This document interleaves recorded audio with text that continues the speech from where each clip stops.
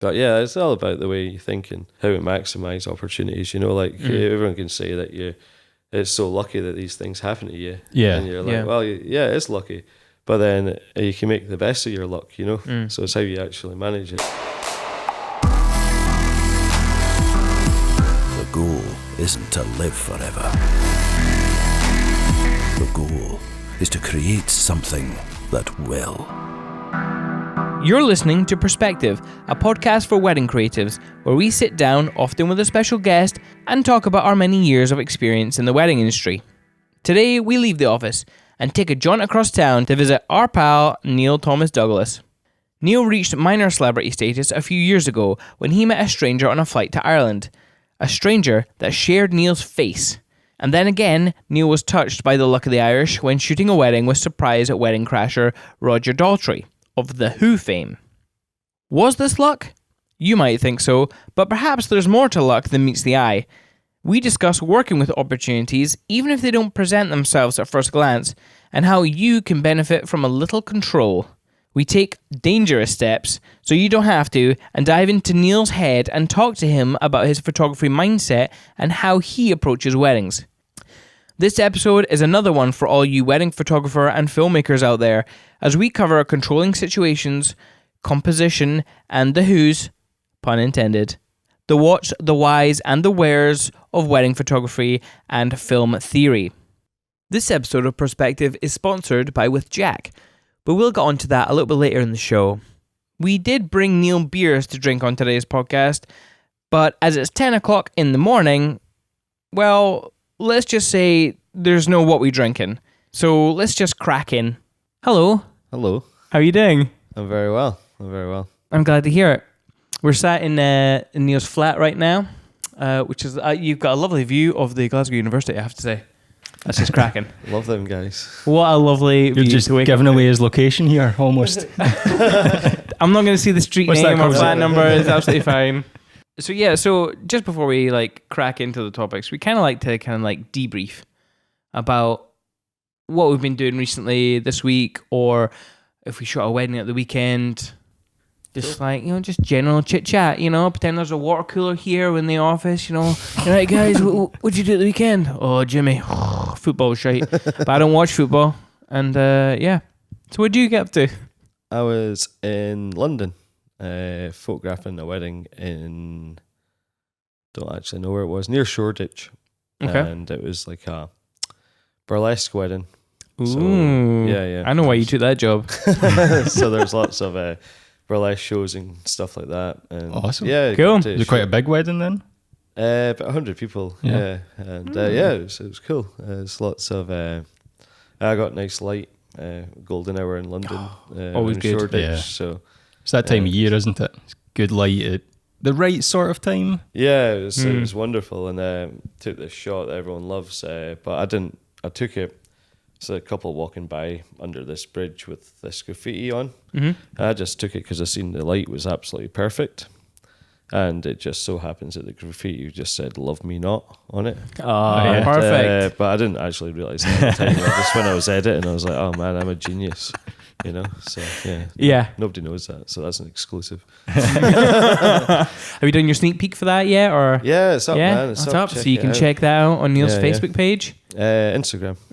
Look at that. Did they have people in cages hanging from the ceiling and stuff? Because I don't know why I have that image in my head. Maybe it's a movie thing. I don't know. Not quite. They had they did have a guy dressed in leather police outfit and with a kind of bondage helmet on. Mm-hmm. Was he in a cage? He wasn't in a cage. Was anyone in cages? No, sorry. I'm so disappointed. But yeah, he had a big truncheon and he was grabbing people from the crowd and Jesus. spanking them. Okay. Yeah. During the ceremony, or yeah. But yeah, that was quite weird for a wedding, Yeah, absolutely. Yeah. That So I must be think so the much fun. bride just told them not to treat it like a wedding, so they just done their normal performance. Brilliant. Yeah, I like And, that vibe. Yeah, they had like a girl not wearing a lock, pouring water all over her out of a teapot and stuff. Yeah, it was strange. But Sounds yeah. pretty unique. Damn. Yeah, it was good. Yeah. It was really good to photograph. I'm going to be watching out for those. I'll take. Are you going to post OE Gallery, or Yeah, is it only your sneak peeks? I can't remember how you do things. Is it? They might not make the sneak peeks. Like, Yeah. Maybe a bit too risky. yeah. And then I got back on Sunday from London, and I had an elopement yesterday. So I had an elopement. They got married in the city centre, then went out to Loch Lomond. Ah, cool. We've done some awesome stuff, actually. Really chilled out couple. So, yeah. Were they over from abroad or local? Yeah, she was American and he's from London, but his gran lives in Glasgow. All right. So that's why they got married. There's a lot in of couples. The city centre, so. Yeah. I find a lot of elopement couples, there's always a distant connection to Scotland or Glasgow. Yeah, it's always yeah. oh, my gran's from there, so I wanted to come and see the country. Yeah, absolutely. Yeah. And obviously, being American, she's digging she's from like Washington or something, so like there's not many mountainy stuff there. So Yeah. she wanted to get out, and it was awesome. It was really Cool. nice. So yeah, because we were talking to a couple Skype chatting, and they're coming over to Scotland, and they've never been to Scotland, but they've got that distant relative. Like Yeah. I think what was it? Her grandma is from Glasgow. No, she's from Greenock. So she was just intrigued to come over. So it's that little just enticing. Like, oh, there's a wee bit of history in this country. So I think a lot of elopement couples are coming over because they want to visit Scotland. So Yeah. they tie in their wedding with their honeymoon, basically. So they come yes. over, they get married, they have their honeymoon all in one whack, you know? Yeah. Yeah. I suppose that's fair enough. I'll send you a link, Greg, so you can see the guy in the I know where this is Thanks. going. What were you doing, Greg? Because you had an eventful. We had a weekend off this weekend. It was first one for a long time this summer. Mm-hmm. Wow. So I went up to Aberdeen to watch football. Kilmarnock were playing. You went to see Aberdeen Yeah. versus Kilmarnock Yeah. on your only weekend off. I'm a Kilmarnock fan. Oh, Gotta go wow. and take every opportunity I can get, and we won, so it was brilliant. Oh, well, at least he's Yeah, won. well. Not every one of your boys won. Well, after a few beers on the train, one of my friends was a bit worse for wear during the game. They get chucked out. No, just No. was in the toilet for a while. Oh, dear. Yes. Dear. Yeah, but it was a great day catching up with friends I've not seen for ages. A Kelly win just topped it off. Excellent. Mm-hmm. I was shooting a wedding in Aberdeen a few weeks ago, and I got shat on by a seagull and stung by a wasp all in the space of about 3 minutes. Jesus. Yeah, pretty grim. What about you, Simon? I had a very easy Saturday. I can't really remember what I did. I think it was just a TV day with the kids, which is something that we don't often get to do, to be honest. And then on the Sunday, my wife has like integrated herself into this sphere of bloggers in the Glasgow area To get free shit. to get free stuff. So she made friends with this blogger on a campaign last year in Glasgow. I can't remember what the campaign was for, but she rebranded her business. She's a pre and postnatal trainer. So she rebranded her business and teamed up with Mama Says, and so they've now rebranded and do the pre and postnatal business together. And but she's obviously got all the Instagrammer friends. So we went down to the Dockyard Social, free entry. We got our free food tokens. There's It was that free stuff great. you talked about. There's that free stuff. I mean, I have no idea about any of this. I am just rubbish. In fact, the older I get, and the more we have to do stuff for business, I'm like, I have no idea what the hell I'm doing with Instagram. I don't know what I'm doing with Facebook. It would be good to be a Instagram influencer, though. Yeah. It would be. It sounds cool, Stuff, yeah. but at the same time, you're looking around and everyone's taking pictures of their food. Yeah. Which I suppose it's their job. I don't mind. It's better than just random strangers taking pictures of their food. But like everyone's doing it. Everyone. And then so I'm like, well, this is a cool place. I'll go around and take some snaps of the nice graffiti on the wall and all the food. It looks all very nice. And it was all very You tasty. should maybe go. If You should it's totally go. 2 It's minutes really good. But you can see all the food stalls and you're like, right, that looks Yeah. good. And they all are. And then of course there are the small dishes, which is great, but it's, don't go if you're struggling with money. Yeah. You know.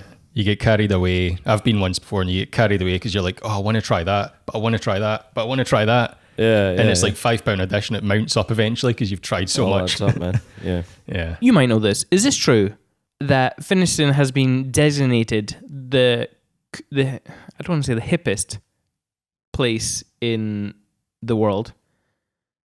Because saying hip makes you not hip. I think it was The Guardian that voted it last year the hippest place to live in Britain.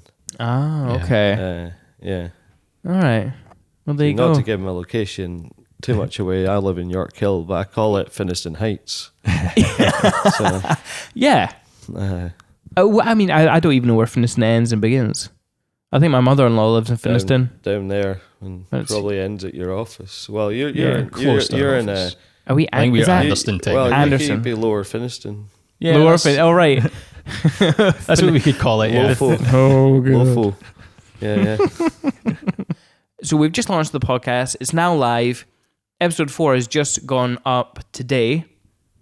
Yep. And on it, we're speaking to Claire the Humanist. You know Claire. Yes, know her very well. Can I just say to Claire, if she's listening, watermelon.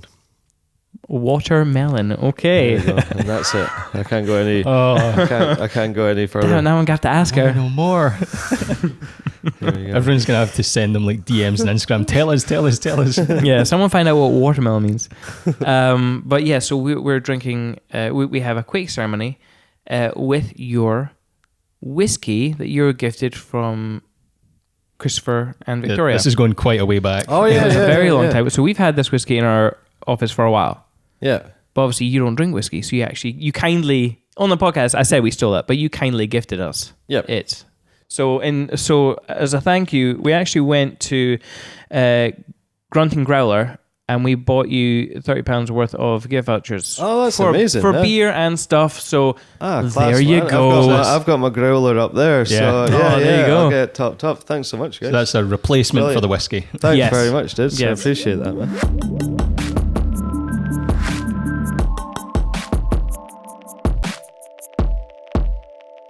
Obviously, we've got you here. I feel like we have to mention your kind of minor celebrity fame to a degree.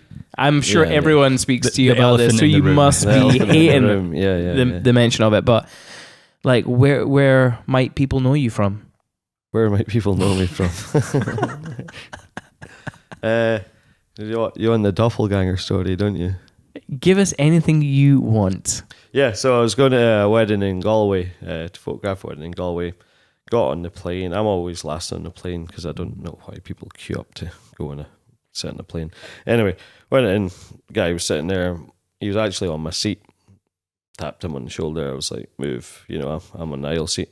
And he turned around. He had my face, and it was really weird. So we sat next to each other, had a laugh, and I took a selfie with him. Now I found it kind of mildly amusing. Mm-hmm. So I never put it online. I just sent it to my wife going, haha, look, this guy kind of looks like me. So I went out and got to Galway, checking in my hotel. Weirdly enough, he was in the same hotel. Don't tell me he was in your room. No. That'd be too weird. ultra freaky. Yeah. So the wedding was on a Saturday. Got there on the Thursday because I heard Galway had a good nightlife with lots of live bands. So I went out the Thursday night, actually bumped into him again. So this is before it went all viral. We got drunk. Got back about 3 a.m. to the hotel. Woke up at 7 a.m, bit hungover, with Argentina phoning me. As you do. So on your iPhone, it tells you what country is phoning you. I'm like, well, what's Argentina want? So like it was an Argentina radio show, and they're like, oh, we seen your photo online. Can we ask you a few questions? And I was like, what photo? I had no idea.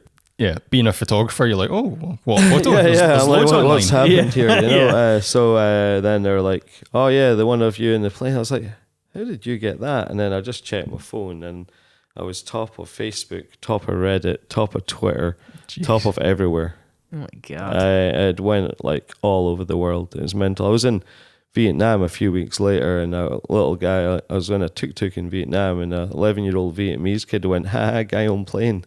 11-year-old guy in Vietnam, recognized me. It was nuts, properly crazy. So they got me on all the radio show, the TV shows.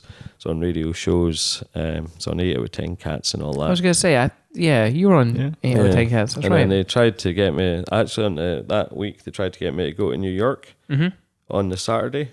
But you'll know as a When? wedding photographer, the only thing you can't do is not turn up. Yeah. So I couldn't call the bride and go, oh yeah, by the way, someone's came up. I met this guy in a plane, and I won't be at your wedding because I'm going for a live. Yeah, it's not a great excuse. I'm going for a Yeah. live DNA test on Good Morning America. Fair enough. So I guess the moral of the story: if you see someone with your face, fucking don't talk to them. Yeah, that's pretty Yeah. much Yeah. it. If you want a quiet life, Yeah. So that's obviously something that you're known for that you're not too keen on, but That's what- all right. I just found it a Yeah. bit ridiculous, you know. yeah, It's it went funny, a like, bit but- out of control, didn't it? Yeah. What? Who are you really? Like, what's All your right, backstory okay, in okay. photography? How did you get started? Well, I was like every other photographer. I was born with a camera in my hand. Oh yeah, Of course. No, it wasn't. I grew up in Dumfries, and then had an awesome childhood. Just skip that bit. Went to university in Glasgow. Started picking up a camera, photographing bands. Did you go to university studying photography or? No, computer science. All right. So yeah, I've got a degree in computer science. Oh. About 14 years ago or something. I think computers have moved on a bit, but and then just started photographing bands and worked for the NME for a while, Oh yeah, cool. magazine. So more of a lifestyle thing, but still got paid for it. It was ace. And then people started doing music photography for free. Yeah. So I still love photography. Done a bit of press stuff, but friend, I think this is how every wedding photographer starts. A friend asks you to do a wedding. Of course. You do it, and then I didn't know what a wedding photographer did. I just went into it. I'd never done any research. I just went into it and done my own thing, and people liked it. And I was like, oh, that's cool. Like, I'm doing some, And then, I just went on from there, really. Photography back then, wedding photography back then, was as cool as it seems to be now. Like, it seems to Yeah. be quite a cool hipster thing Yeah. to be a wedding photographer now. It wasn't a desirable job back then. No. No. yeah. Photographers, they'd ask you, what do you do? You're like, oh, photographer. Oh, what kind of type of weddings? And they'd be like, oh, I'm sorry. Yeah. You know, Like- And then you move on to the next person. Yeah, that's it. So, let's go back to farmers. Obviously, you gave a talk. Was it last year? Early this year? Last year? Earlier, the one we were at was earlier this year. Was it earlier this year? My God, it's been a long year. But it feels like it's flown by fast. That's weird. Yeah. What the fuck? I think it's in was it February? I can't remember. But yeah, so you gave a talk. Yeah. And it was really, I always find it really interesting to, like, when a photographer opens up their mind and goes through what they're looking for, like how they would address a situation. Yeah. And just their mindset. Because obviously, although, we use the same technologies, film is quite different from photography. Obviously, I like blending. Like, a photographer will do a still, and they have to tell, like, a story in that image. Yeah. Whereas a videographer would be like, I'm going to take this little moment, this little moment, Yeah, this yeah, little yeah. moment. I have a sequence to tell, like, a similar Yeah, story, yeah. but over time. But I quite like, flipping videography as well, and just being like, you know what, I'm just going to try and capture a still. And Yeah, I very yeah. much, and I, we were at Coulston House near Haddington. I don't know if you ever shot there. Yeah. But I just remember it was like an outhouse, and I got the couple to stand right there, and there was this very sharp line going from one corner, like top right, all the way down bottom. It was just perfect, and I just sat the couple right in the middle. I was thinking, this reminds me of like Neil when he's talking about looking for light and composition and triangles. And I remember, which you covered in your photography farm talk. Yep. So I kind of want to speak to you about like shooting with intention. And to me, there's two aspects of shooting with intention. There's controlling a moment when it happens. Yep. And then there's controlling your frame and what happens in your camera. Yep. So talk about your Roger Daltrey Story. Yeah, that's cool. That's just, as you say, it's like shooting with intention, about taking control of something that's happening in front of you. Mm-hmm. So briefly, Roger Daltrey, I was in Mar Hall. Roger Daltrey was playing in a big venue in Glasgow the next day. Mm-hmm. So he was staying in Mar Hall. He met him earlier with a bride. He posed for a photo. Lovely guy. thought, that'll be him, So band got on stage, and then hear rumblings, Roger quite likes the band. And then next thing you know, Roger's in talking to the band. So Cool. he stands up, asks the band if they know a Who song. Luckily they did. They knew one. The bass player knew it. The rest of them didn't. They just winged it. They were shitting themselves. They're like, oh shit, man. Oh my God. So that's why they're so happy in the photograph that they got. They're like, Yeah, oh my oh, God, we yeah. survived. That's it. So I knew that this was a big moment, like Roger Daltrey playing with a wedding band's huge. Yeah. He's one of the biggest rock stars in the world. Yeah. So the place went crazy. I knew he was only going to do one song. The couple were at the back of the room. So I could have photographed Roger Daltrey singing to the wedding crowd, and there'd be a story there. Mm-hmm. They'd probably done quite well. But what would have been better is if the couple were in the same frame, because it tells the story more.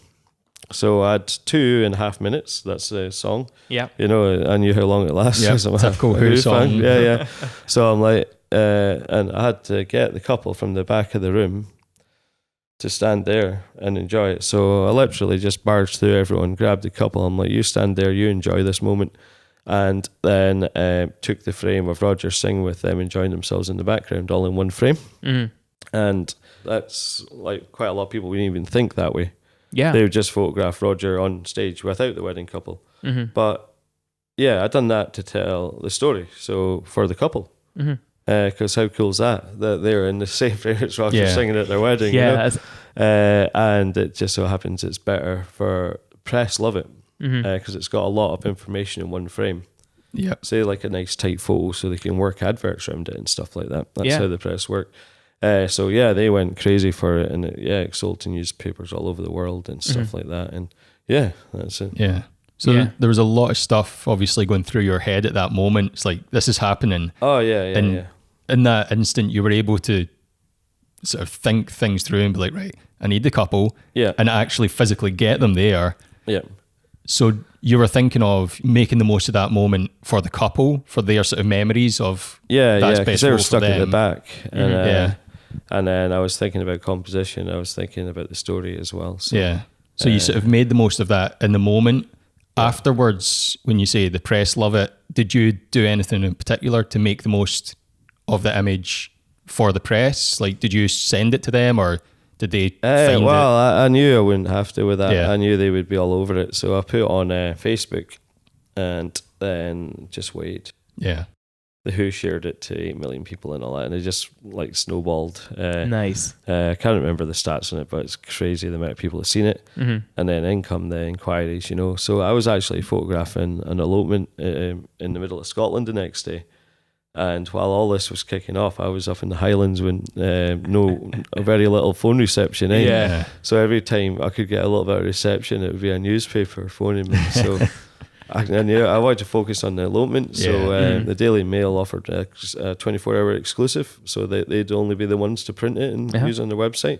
So I just took that just to stop the phone ringing, really. And then the next day I put it out to a press agency, and then it sold to like magazines in China and stuff like that. It's like, it was quite an incredible thing to happen. Yeah, no, absolutely. But yeah, it's all about the way you think and how to maximize opportunities. Everyone can say that it's so lucky that these things happen to you. Yeah. And you're like, well, yeah, it's lucky. But then you can make the best of your luck, So it's how you actually manage it. Yeah, as you say, that a lot of photographers would have just rolled with the flow and just captured that photo as it was, but That's it. making the Just most going of that it in the way moment extra. by getting the couple there. Yeah. Do you have any advice? Obviously, you've got a press background, so you've got sort of insights to that industry. You have any sort of advice for people who feel like, I've just captured this moment. It might be press worthy. Is there any advice for how they can maximize that, or? Yeah, well, what to do is I'd just stick it up on Facebook and or Instagram and let social media be a judge if it's news. Because if it is news, it'll flow. People will share it and it'll go boom, boom, boom. So you don't need the newspapers to initially see it. It'll be people that are sharing it, and you're like, oh, hold on, this is getting some traction, And then it's usually the press that'll contact you. Yeah. See a lot of posts in like photography farm and stuff where people like, oh, these papers have used my images, what did I do? But that's how papers work. So if I took a photo today and I sent it to a newspaper, what I'd have to do is the next day I'd have to buy the newspaper or go into Tesco, look through it, and if it's there, then send them the invoice. Yeah. Because they're working on deadlines. They don't have time to go, all right, we're going to use that tomorrow. You just invoice us, yeah? Yeah. They don't have time for that. They get out there to print and rely on the photographer to invoice them afterwards. Yeah. I feel like there's a lot of people out there who have that happen to them, and their first reaction is such a negative one. Yeah, they get the rage. my They're God. like, they think it's stolen, but it's not. It's simply because newspapers don't have time for interaction, so they don't have time to wait for permission a lot of the time. Yeah. They're working at really tight deadlines, especially the dailies. They've got to do this every day. Get all these images out. If you look at a newspaper, how many images are in a newspaper, right? So yeah, they can't. So they're not being mean. It's just the way it works. Just the way it works. Yeah. So I know press photographers who take a photo, like they do it all the time. They send them out to maybe 20 newspapers. What they have to do every morning is go down to their news agents and rattle through, see who's used their photos, send the invoice, get paid. That seems crazy, but I suppose it is just the way it is. Yeah. Is there an industry standard for, like, if that happens to a photographer, is there a sort of general accepted standard that's like, okay, invoice this amount? Or it depends does it just on depend? the size of the photo, where it's used in the paper. If it's page 15 and it's a quarter page, they might give as you opposed to 80 front quid page. front page, big feature, 150, 200, whatever. But yeah, that's basically it. But I just let it roll. There is like press you can get like online, like a list of all the picture discs and just send them a blanket email if you've got something that might interest you. Okay. But again, don't expect a response. Yeah. You might get a phone call with a reporter going, "Oh, we've seen this photo. We love it. Can we get more information on it?" But if not, they might just use it.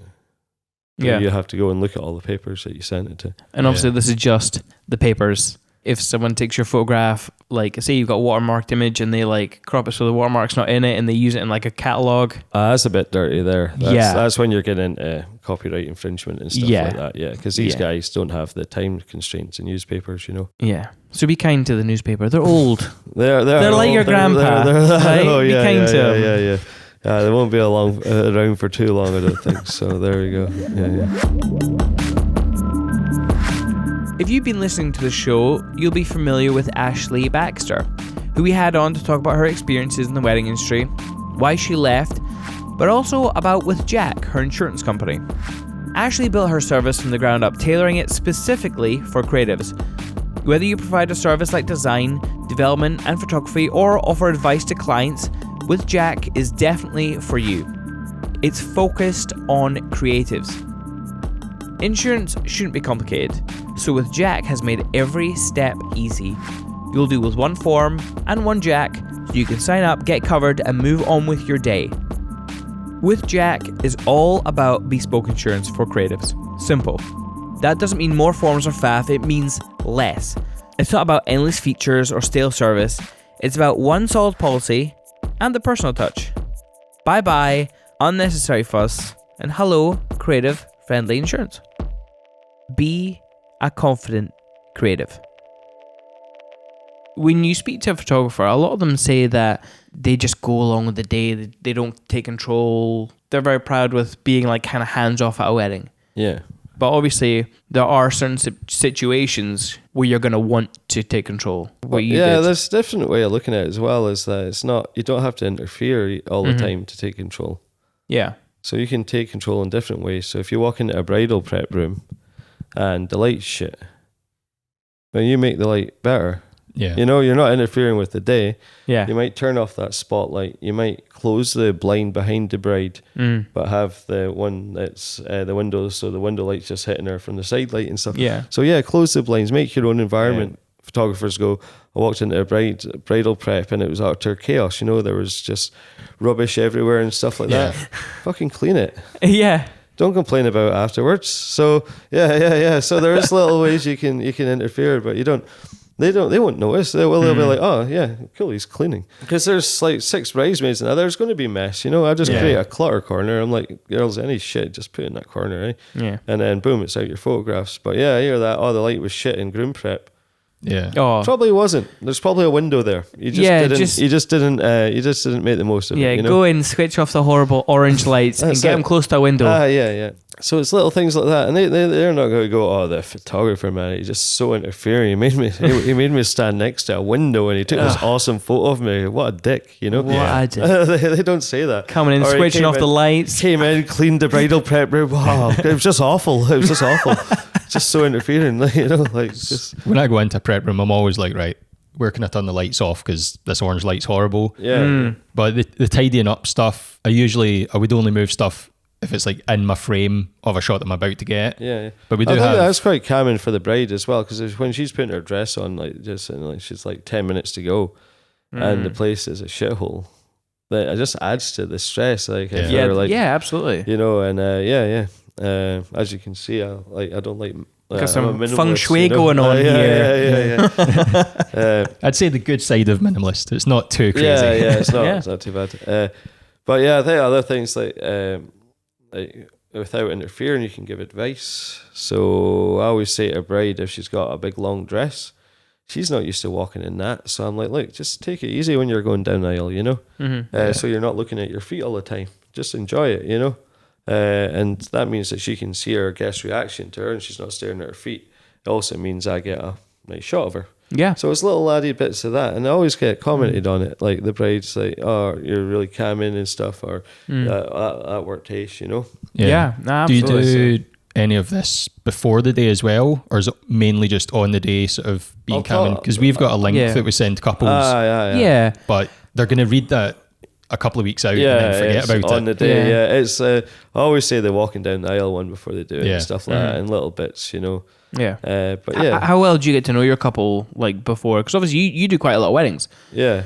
Like last year you did 80? Is that right? About 70 or something. Quite a lot of them were elopements. So yeah, okay, that's quite a high number. Yeah, get to know them a bit. I normally have a chat, like either Skype or I meet up with them, and they fill out a little plan thing. But yeah. I get to know them as much as they want to get to know me. Like, so some couples, speak a lot to you, and you're like, oh, that's cool. Yeah, others are like, you don't hear from them for us in 2 weeks before their wedding. You're like, oh, Neil, do we have to do anything? You're like, yeah, I just fill out that plan I sent you 2 years ago. Yeah, tell me where to be when. Yeah, that's it. Yeah. Actually, I have to say, I really enjoy keeping up with couples after the wedding. Yeah, it's nice, man. It's one of the nice things about the job, all the people you meet and stuff. So, controlling the situation. Yeah. That's one thing. Yeah. Do all those kind of moments happen at every wedding? The moments that you can take control of? Yeah. Obviously not as big as the Roger Daltrey. That's not going to happen every wedding. I'll tell you about my dad trap. Your dad trap? Yeah, it's a new way of photographing. You freed him, right? This is It's a new way of photographing the time where the dad sees his daughter in the first time in their wedding dress. Oh yeah. So it used to be really forced. So the dad would be like, yeah, go get the dad. It's time for and he's all prepared, So he'd be like, right, cool, play it cool, Comes into the room and all that. So I trap him. So I've just started doing this year. It's been brilliant. So I get the bride obviously next to a window, and I shoot over her shoulder. I put a little bit of her shoulder in the frame just for context. So you're looking at it from her perspective. Get him coming in, but what he doesn't know is that she's ready. So I go and get a bridesmaid to go, oh, can you go get the dad? Just tell him that the bride wants something. Yeah. Oh. He walks into the room, right into the good light, obviously, because I positioned it, shoot over the shoulder. He's like, shit, man. So instead of him being all prepared. So whenever he doesn't know that she's ready, he might have a wee inkling, but he doesn't know. I'm just like, oh, can you go get him to see the bride wants him? And boom, he comes in and he's genuinely, that's when you get the true emotion out of it. Yeah. So that's kind of like messing with stuff a wee bit, I like that. It's taking control. Yeah. But it's of a thing I have to photograph anyway. So yeah, might as well do it the most natural way, That's cool. I might try and implement that. Yeah. Because usually, like you said, it's very set up and the dad's ready.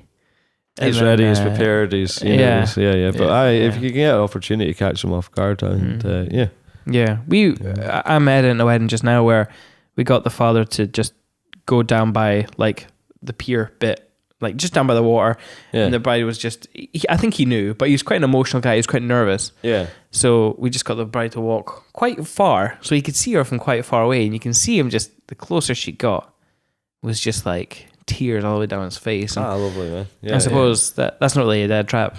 But Yeah, I just, sort of. I always more of a like, sort of first look setup. Yeah, But he was a very emotional father bride, so so it worked well That's for nice them. as well. I think Yeah. like taking them away from the room as well can work. You know, Yeah. like from Yeah. everyone else. You know, it's like that's nice if the father's super emotional, and that's a good way to do it. yeah, I know, because I find that fathers are quite reserved sometimes, and then when there's a lot of people, they're even more just like tensed up. Yeah, but yeah, absolutely. you put them away from people, and they tend to just open up because That's they just it. feel it's just them two. So Yeah. yeah, but I love those moments.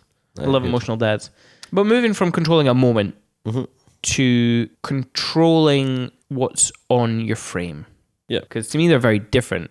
Yeah. Because it's obviously like once you've controlled the situation, I don't want to say that all the rules kind of go out the window. You just, because you would just want to capture the moment. So you're not thinking about composition, lighting or something. You're concentrating on, right, I need to capture that moment. Yeah. It doesn't matter if there's like a fire extinguisher there or whatever it is. Yeah. But those moments that you can control, you're like composition. Yeah. So like the couple shoot and stuff. Yeah, exactly. Yeah. So how do you approach that? Because obviously you spoke about it in Farmers. Yeah. And you look for your 5 Ps, but Yeah. if you want I'll have to keep this a bit brief because I'm doing. Yeah, we don't want to give away the whole talk. of course. Oh yeah, of course. I'm doing another talk on Farm Week in Brighton. Forget the date. It's October sometime, isn't it? 3rd October is it? On shooting epic shots anywhere. Oh, okay. So it doesn't have to be up a mountain or anything. You know, you can do it anywhere. And it's all about composition and light. So all the principles lend themselves from classic painting and design. So it's what the human eye is drawn to. And once you understand that, what makes an aesthetic painting or aesthetic building, you know, what makes a pleasing visual of anything, and you apply that to wedding photography, then it works. Yeah. But also when you understand the rules of composition in art and all the design, once you've got a really good understanding of that, you can fuck with it as well. Yeah. So if you know it, you can break the rules and stuff like that. Mm-hmm. But I think that quite a lot of photographers, well, they miss that part about. So they go right into camera settings, aperture, and all that, and they miss the part of that's actually like a painting. What you're doing, because like the theory behind it. It comes out like a painting. Yeah. It's just a live painting. So if you're doing a couple shoot, you can control all the elements in a painting. And yeah, that's what I'll go into. So I'll give one example. So it's one of the most obvious principles. Well, it's not a principle. It's like the way humans think, and everyone's like, "Oh shit, yeah," when I say it, because they're like, "Yeah." So it's how we read. So we read left to right. Yep. So when we actually look at an image, we look at it from left to right. So if you have a leading line going from the left of the frame to the right, say you've got a jetty or something and goes from the left to the right, Yep. and then it leads into the couple, that'll be really, really pleasing to the eye. So people will be like, "Oh yeah." They won't necessarily go, "Oh yeah, that's a lovely shot," because you use a leading line that goes from left to right, and that just so happens that's the way I read, you know, and look at things. So then that's about learning that and putting it into practice. But then if you put something that leads in from the right to the left, people are like, "That's interesting." Yeah, that's where you It get an stops image. them. They're like, "Hold on, there's something Just not doesn't quite sit right, right." but Yeah. it's intriguing me." And that could be something so as simple as putting a leading line from the right to the left, because they're not used to that. They're going like that. And they're like, I just moved my head from the right to left. I thought, and then, they're like, and it's all about getting people interested in the photo for more than 3 seconds, you know? Yeah. So Instagram, you just scroll through photo after photo. Oh, that's a pretty dress. That's nice. Yeah. That's nice flowers. Boom, boom, boom. But if you can stop and go, whoa, wait a minute. Yeah, that's interesting, you know? So, yeah. So, I love that way of thinking, actually. When you were talking about that, I started to think about cinematography.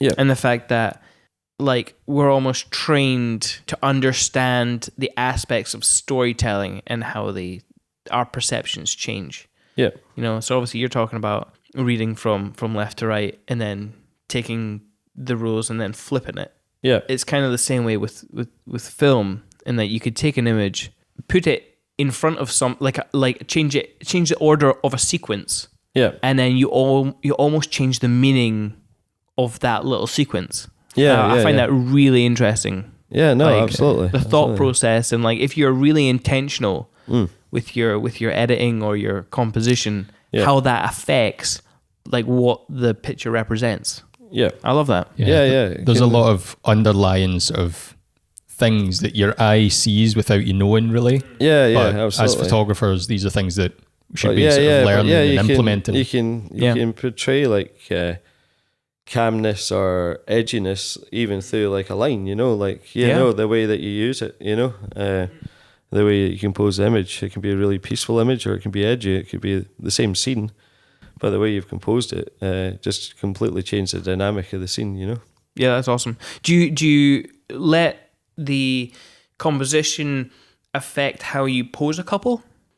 Like if you were to do like an like if you were to flip it and then have the lines going the opposite way, would you right, Brian, I don't want you to look at the camera, or maybe I do. I want you to look right into the camera and just stare me down. Yeah. Like, oh, that's kind of a freaky image. Yeah. So if I'm doing like, if it's an edgy composition, I might do an edgy pose. Yeah.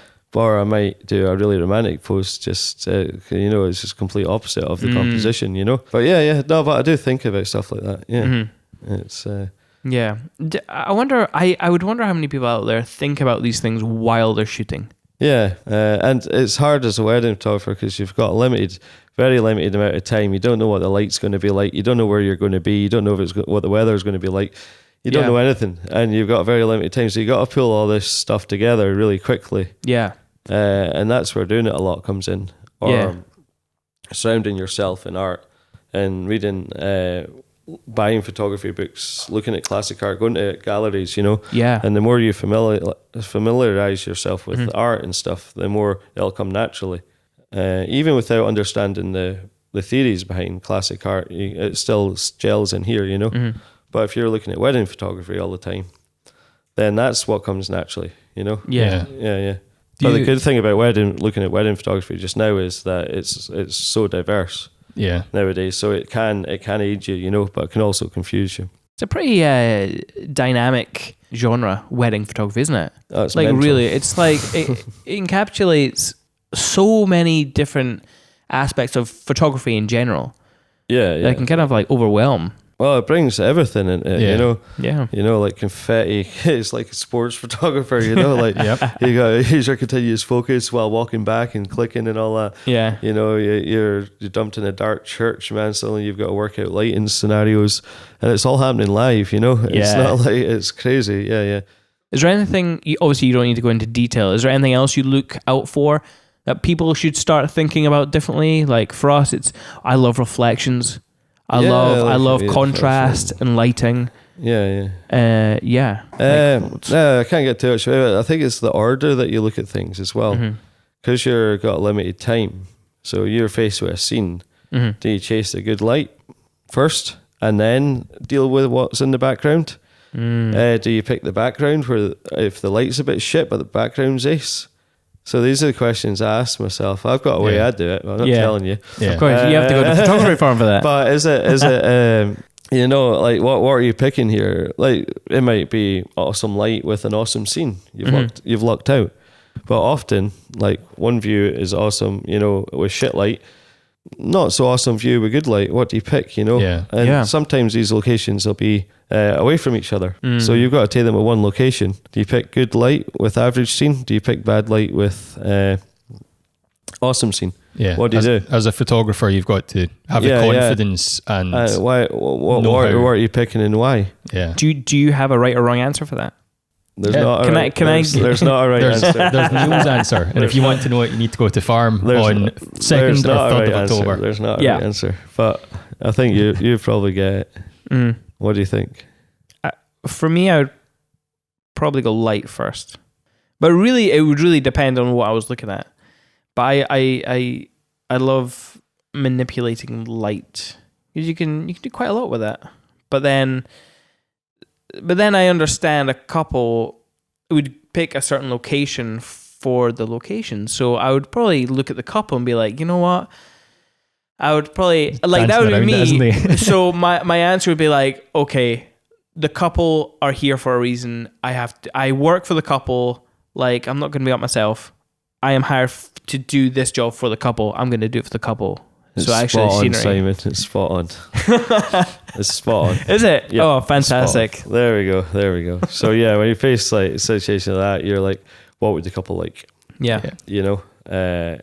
And yeah, you can go with that. Who was it that said that we're one step away from a chocolate fountain as photographers and videographers? Can you remember? One step away from a what? I think it was at For Love's Sake. Might have been Philip White or Tim. I'm not sure. Yeah. But I think he was talking about egos. Some photographers and filmmakers get an ego and they think they're the rock star of the day sort of thing. Oh, yeah. But in you're actual not. fact, You're just another supplier. Yeah. A chocolate fountain is valued of something similar to you. Yeah. I just love that. Hopefully a bit more functional than a chocolate fountain, man. They're but definitely more tasty. Yeah. Less sticky. Dead air. Dead air. Oh God. Yeah. I don't want to talk anymore about Stickiness. your talk or the stickiness. But yeah, as you say, Farm Shop is an awesome thing, and it's 2nd and 3rd October. It's down in Brighton, isn't it? Down in Brighton. Yeah. So check it out. We'll put a link in the show notes. It's free. Yeah. Most of it anyway. It's free. Who is Photography Farm for? So we're all members of Photography Farm. Yes. I really love it. Well, yeah. No, it's there's so much stuff that Lisa's worked really hard on the format and stuff. Mm-hmm. And pretty much there's stuff for everything. So this next one's like a trade show. So there's lots of awesome like suppliers and stuff. It's actually free to go along to, which is amazing. Yeah. Yeah, that's cool. So you go along, and then there's talks you can buy as well from different photographers doing different talks and stuff. Mm-hmm. But yeah, check it out. Yeah, definitely. I mean, we attended the one earlier this year as videographers. So it's called Photography Farm, but we went along because there was at least one person there who has a video background or film. Yeah. And there was a few other talks that everything crosses business over and stuff. There's business, there's business. Plus, even just the fundamentals of sort of how your frame works. Yeah. That crosses over to filmmaking as well. Yeah, absolutely. Yeah. Well, thank you very much for taking the time. Yeah, no worries, guys. Pleasure. Thanks for letting us come to your flat. Yeah. It's awesome, doesn't it? Yeah. It does look rather cool, I have to say. And thank you for my beer tokens. Hopefully you'll get something that you enjoy. Oh, yes. And make sure you wash out your growler. Is that what it's called? The growler, ball? Yeah. So we should explain that, shouldn't we? Should we do a plug for Grunt and Growler because he's my friend? Oh, absolutely. Yeah. So Grunt and Growler's based in York Hill or Finiston Heights, however you want to call it. And you go in and you buy a big kind of jug. So it's like a big litre jug. And you fill it with beer and you take it home. Mm-hmm. And he's like obsessed with getting lots of weird beer. Yeah. And, yes. You just buy the jug once, and when you take it back, he gives you another one. Mm-hmm. You know, and it's a great way. So you can take tap beer home with you, basically. So when you say growler, it's like that's what the big jug's called. Yes. But he's opened as a bar now, so you can go in and sit down, and it's got every craft beer under the sun there. And the guy's really knowledgeable about beer. And he's super friendly as well. Like I went in the other day, and I was like, you know what, I'm gonna get a few beers. Greg went and got your vouchers another time. I went in, I was like, just greeted. Straight in the door. Oh, you're right, mate. How you doing? Like, if you need any help, just let me know. I was like, all right, cool. That's actually easy. So I think they do like beer events as well. Like, so you go down and beer tasting, he tells you all about them and stuff. Yeah. I've not been to that, but I love trying all the different sort of beers. Some right weird shit and coming he out. Posted one on posted Instagram the other day there, and I was like, I'm going to try that. Yeah, So I pre-ordered it on their website and went and collected it a few days later.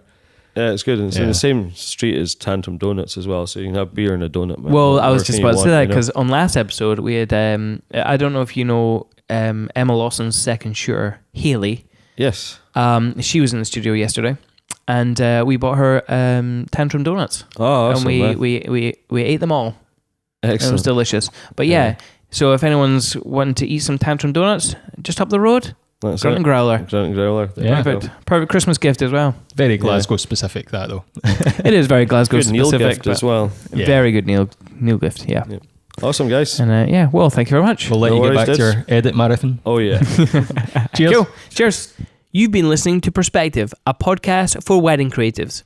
We hope you've enjoyed this episode, and if you did, hit that subscribe button so that you know the next time an episode goes online. Leave a review. That's a massive help.